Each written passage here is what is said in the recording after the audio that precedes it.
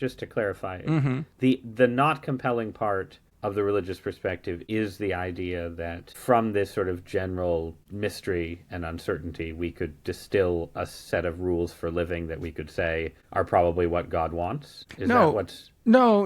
I'm not a libertine either. It's the part that I feel most religious people try to get through is what Shadi was saying to one sense is either happiness and or meaning. And I guess I'm not thirsting for those is what it comes down to. This idea that Okay. or I'm not hungry for them. I feel like I'm okay, and I don't need that from the outside. What I find compelling about Christianity, or at least the Protestantism that I feel like I'm distilling from my read through the Bible, is this idea. This is why the Catholics didn't let you read the Bible. Exactly.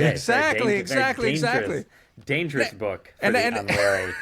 And I mean, you mentioned again like the dangers. I think at one point of I mean, it wasn't directed at Protestantism, but it was directed at this idea of, the dangers of sort of choose your own path and not sticking to a single tradition. Is that, demonic forces and, could take you down wrong paths in all of this. No, I'm just sort of remarking that the arguments from like ultimate meaning aren't that compelling to me.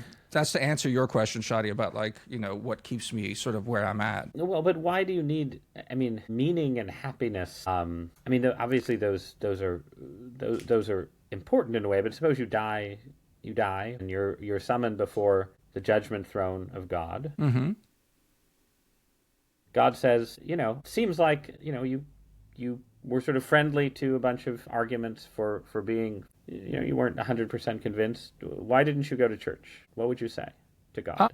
Who's present with us here right now? So you but would that conversation happen if predestination's true?